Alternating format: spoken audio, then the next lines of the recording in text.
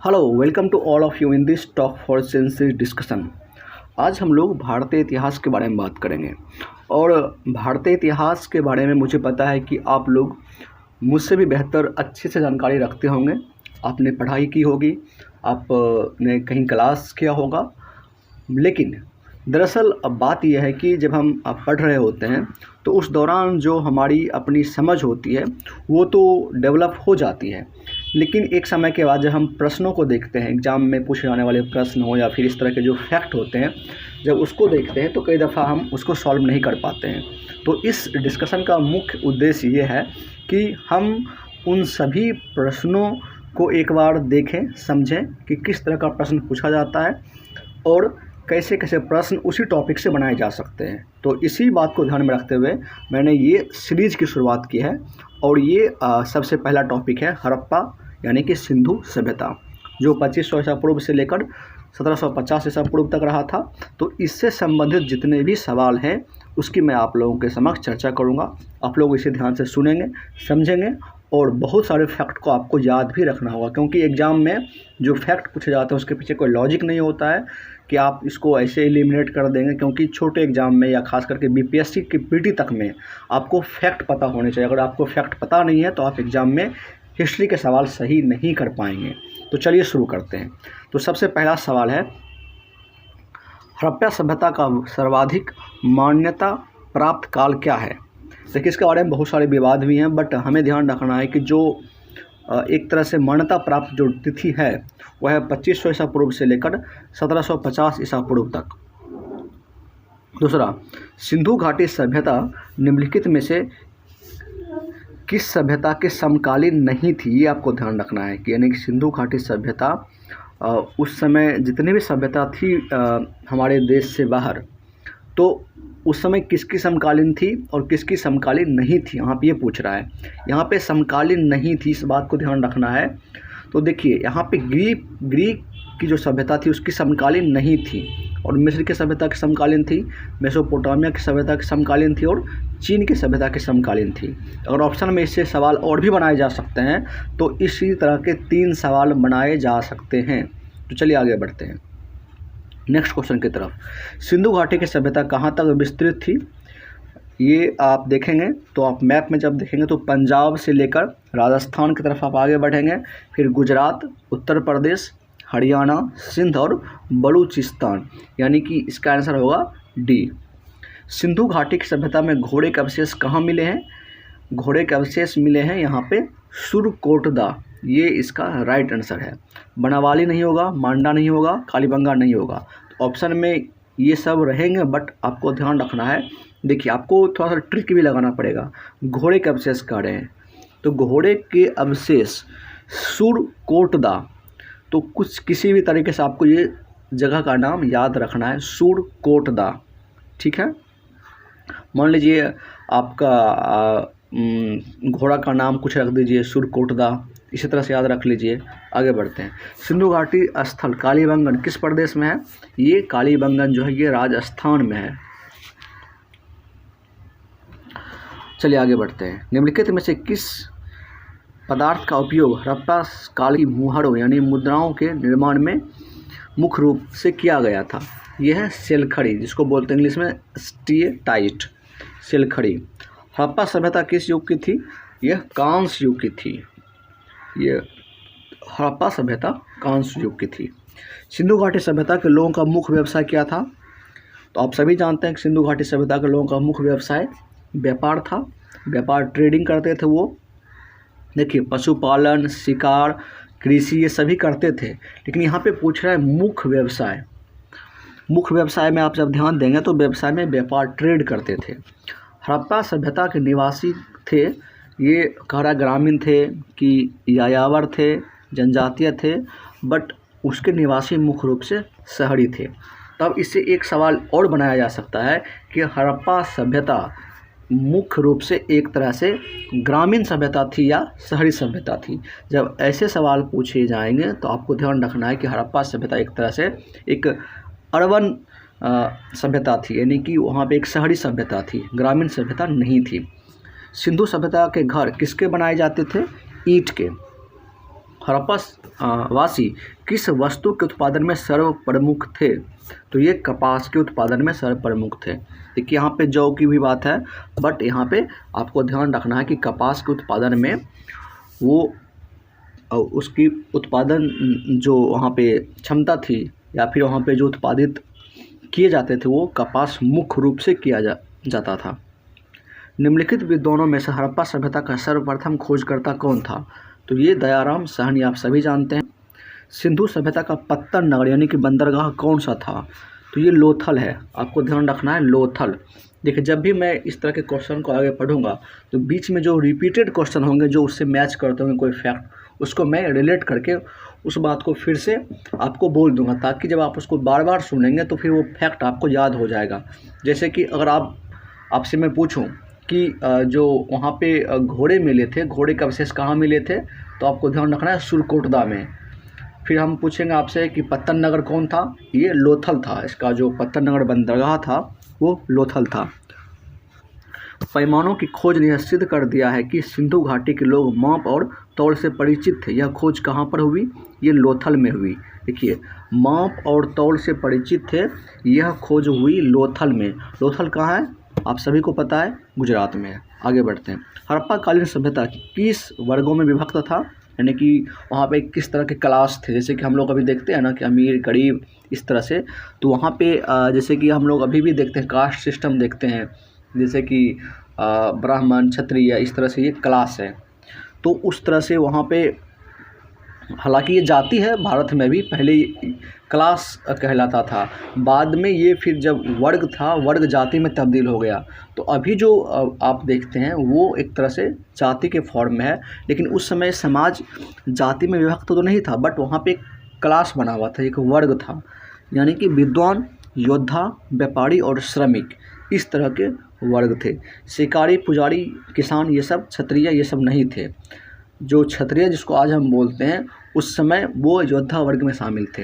इसलिए आपको ये ध्यान रखना है कि वहाँ पे ये 4 वर्ग में विभाजित थे हड़प्पाकालीन समाज: विद्वान, योद्धा, व्यापारी और श्रमिक। आगे बढ़ते हैं।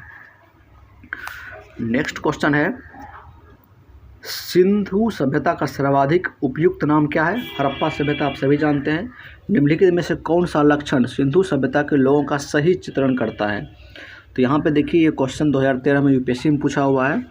ये देखिए थोड़ा सा लॉजिकल पूछता है यूपीएससी में, तो यहाँ पे ये सवाल भी हम लोग देख लेते हैं।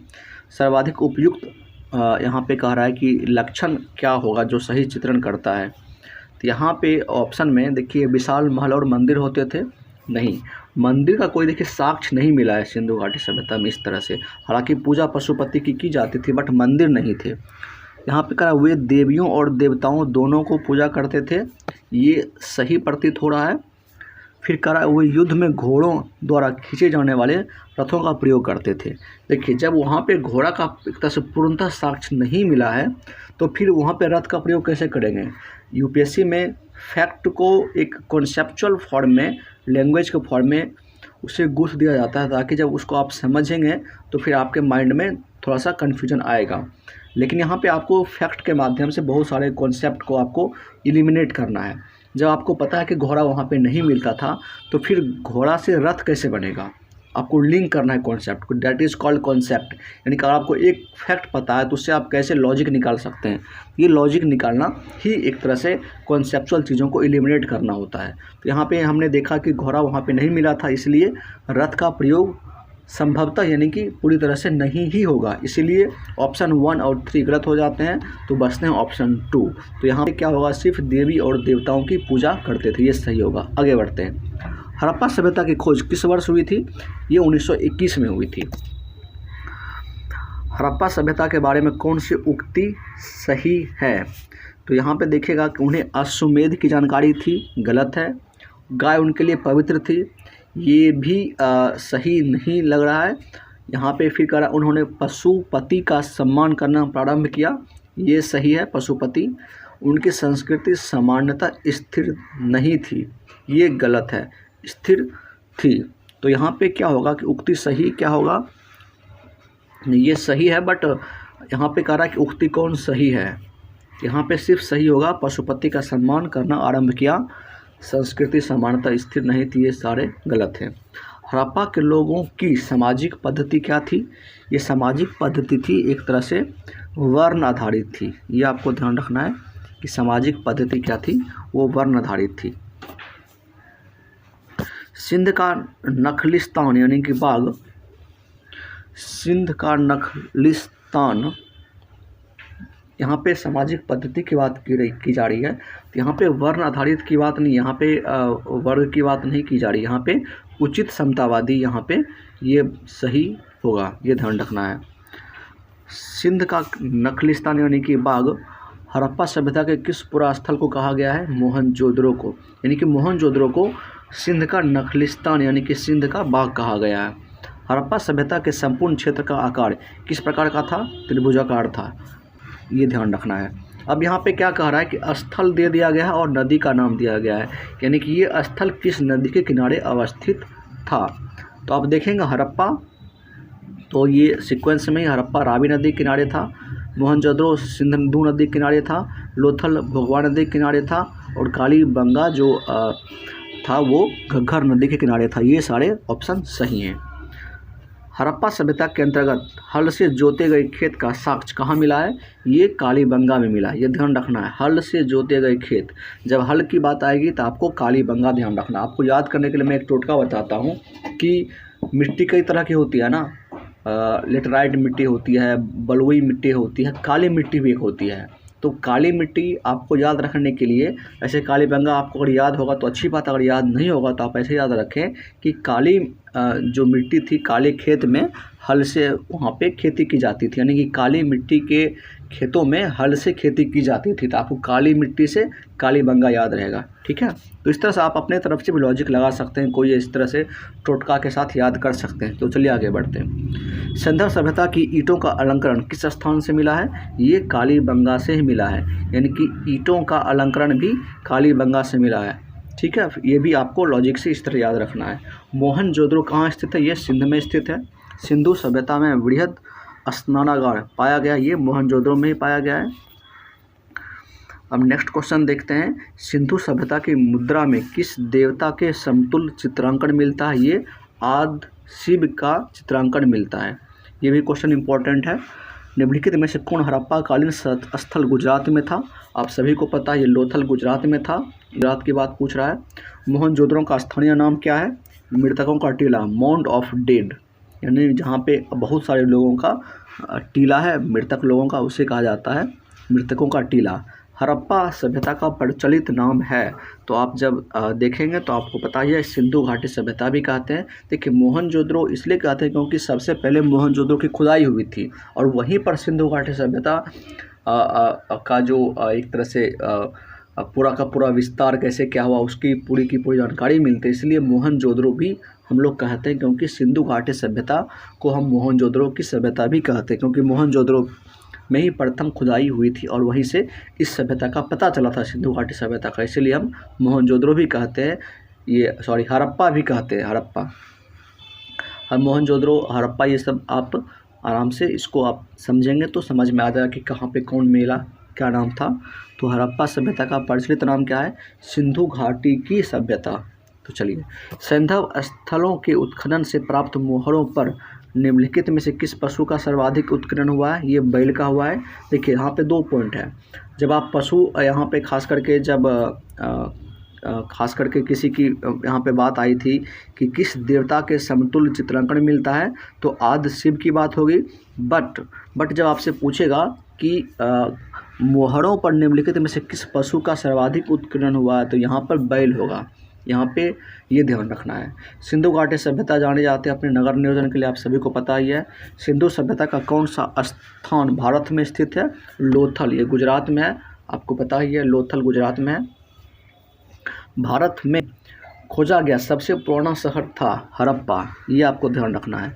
भारत में खोजा गया सबसे पुराना शहर है हड़प्पा, इसलिए हम लोग इसे हड़प्पा सभ्यता भी कहते हैं, जो मैं अभी थोड़ी देर पहले बात कर रहा था। भारत में चांदी की उपलब्धता से प्राचीनतम साक्ष्य मिले हैं, ये हड़प्पा संस्कृति में।